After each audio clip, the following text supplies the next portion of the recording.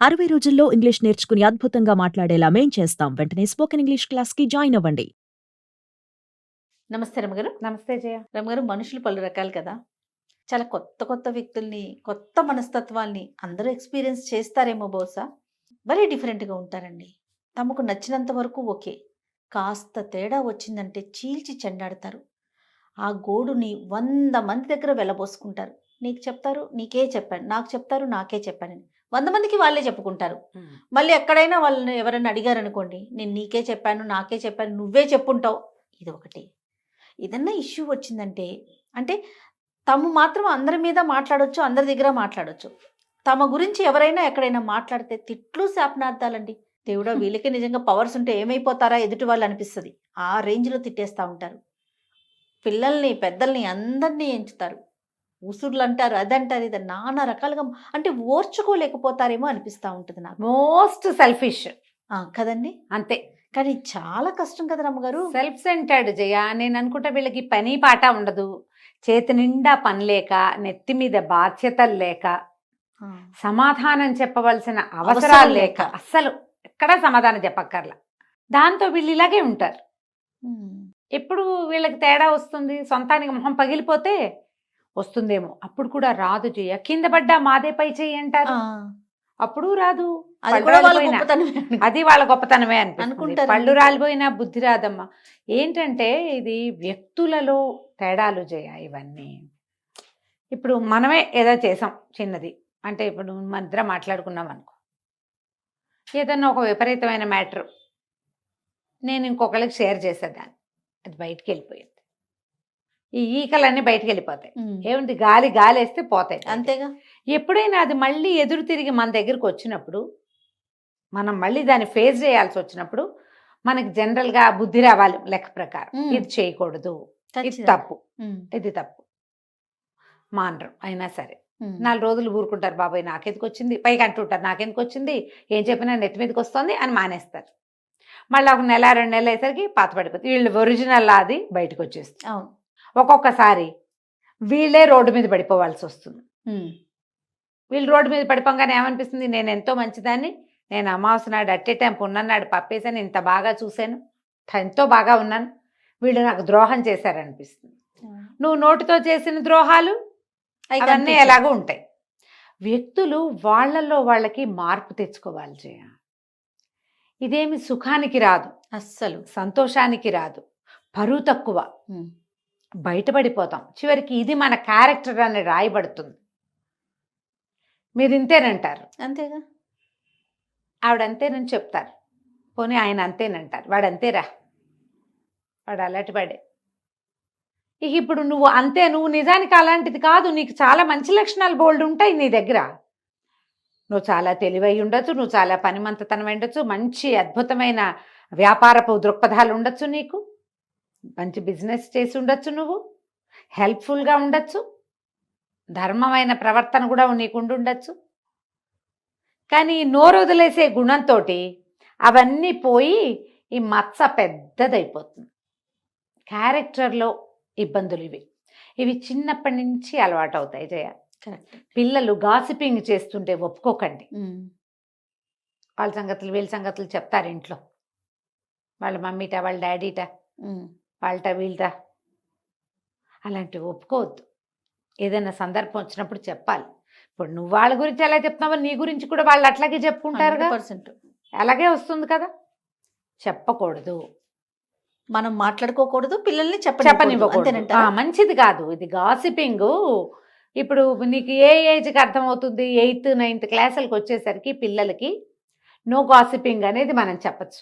Gossips అర్థమవుతాయి వాళ్ళకి, అర్థమవుతుంది ఆ పదం, స్కూళ్ళల్లో తెలుసుకుంటారు. అవును. దీనివల్ల ప్రాబ్లమ్స్ వస్తాయి. మనం ఎవరింటికైనా వెళ్ళామనుకో, లేదా మన పిల్లలే ఎవరింటికైనా వెళ్ళారు, ఊరు వెళ్తాము, ఎక్కడికైనా వెళ్తాము, అక్కడ ఎవరిదైనా ఏవైనా ఆడ్ బిహేవియర్స్ చూస్తాం మనం, వాళ్ళు అంతే అని ఊరుకోవాలి, అక్కడ అలా అని ఊరుకోవాలి. దాన్ని తెచ్చి ఇక్కడ చెప్పకూడదు. పిల్లలు ఏం చేస్తారంటే సరిగ్గా పెట్టలేదని, సరిగ్గా పని చేయించారని, వాళ్ళ ఇంట్లో అదేదో బాగులేదని అలాంటివి ఇళ్లలో చెప్తారు తెచ్చి. మా పిల్లాడు వచ్చినప్పుడు నువ్వు బాగా చేయలేదని తల్లులు ఎప్పుడు అడుగుతారండి. అక్కడ ఏదో జరుగుంటుంది. ఆ, వీళ్ళు పెసరపప్పు తినరు, వాళ్ళ ఇంట్లో రోజు పెసరపప్పే వండారు, తినలేక చచ్చాను అంటుంది పిల్ల. ఎవరింటికైనా వెళ్ళినప్పుడు సర్దుకోవాలి నాన్న. అసలు చెప్పడాన్నే ఎంకరేజ్ చేయకూడదు. చెప్పడానికి మళ్ళీ encourage తిప్పి చేయకూడదు. అడుగుతారు రమ్మగారు. అడుగుతారు.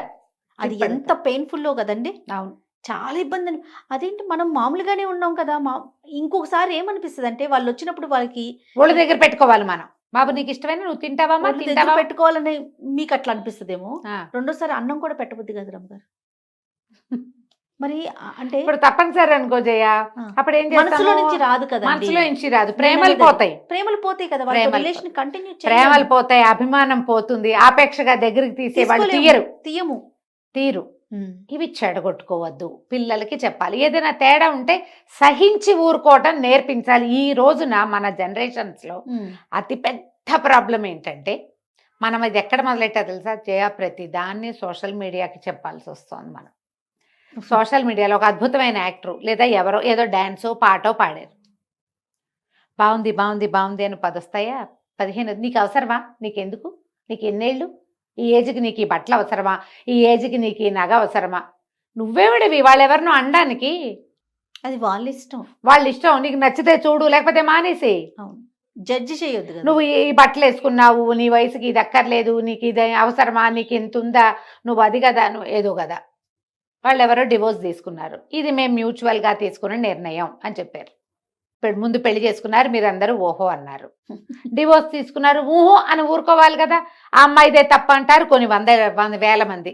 ఆహాహా అది అద్భుతమైంది, వాడిదే తప్పు, లేదా అమ్మాయిదే తప్పు కొంతమంది, అబ్బాయిదే తప్పు కొంతమంది. వీళ్ళిద్దరు కాదు, అబ్బాయి వాళ్ళ అమ్మ లేదా అబ్బాయి వాళ్ళ నాన్న వాళ్ళు దుర్మార్గులు, వీళ్ళు కాదు వాడెవడో ఇంకొకటి అంటాడు ఇంకోడు. ఇప్పుడు ఈ అభిప్రాయాలన్నీ ఎవడైనా మిమ్మల్ని అడిగాడు?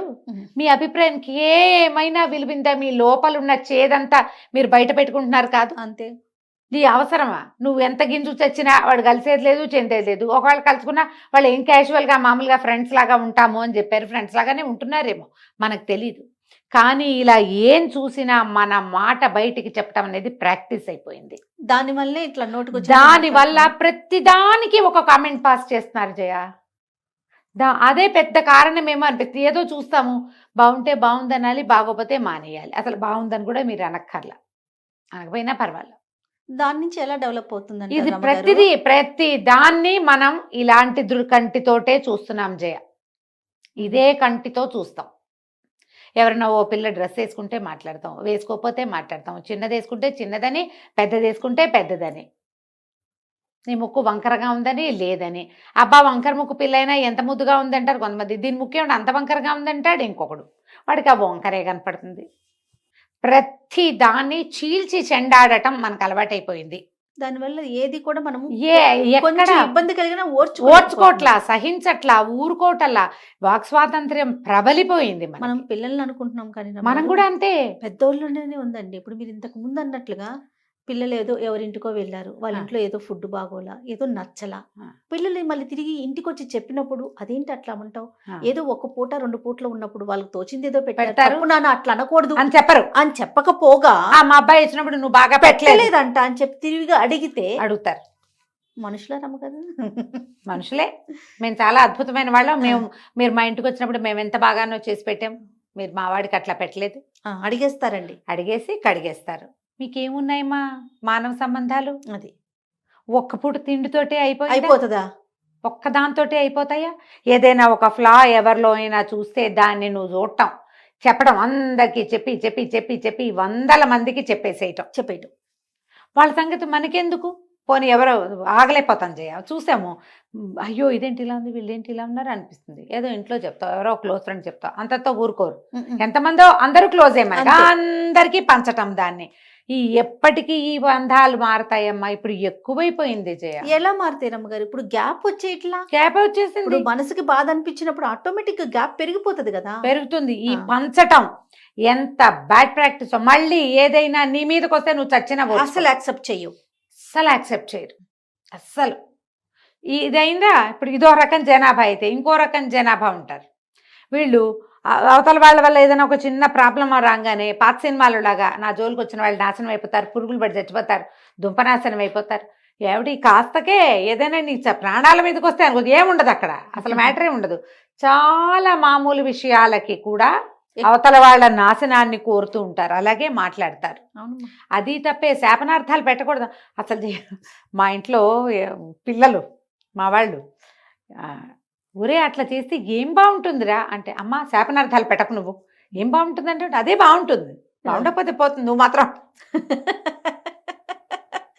ఇక బాగున్నట్టే అది. అవన్నీ ఏదో వంట చేస్తాడు మావాడు, అవన్నీ వేస్తే ఏం బాగుంటుంది, పంచకోళ్ళ కషాయంలాగా ఏడ్చినట్టు ఉంటుందంట. నేను అంటే, అమ్మ నువ్వు శాపనార్థాలు పెట్టుకున్నా వంటకి అయిందా. ఇప్పుడు మన దగ్గర మన భూషణ్ ఉన్నాడు, అదే భూషణ్ అలా పెట్టారు ఏంటంటే మేడం తిట్టారు అంటాడు, అలా పెట్టారు ఏంటి అంటే చాలు తిట్లు. మనకి ఒట్టి వాక్యం తిట్లంటే ఏమిటవి ఇవేనా, ఇవే ప్రశ్నలు లేదా ఒక కన్క్లూషను.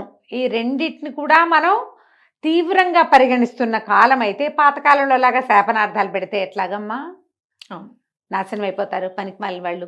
మనం అంత అద్భుతమా? అంతే కాదు, మనమేమో మనం పెద్ద గుమ్మడికాయంత ముత్యమేం కాదు, అది మనకి చాలా ఫ్లాసే ఉంటాయి మన దగ్గర కూడా. జయ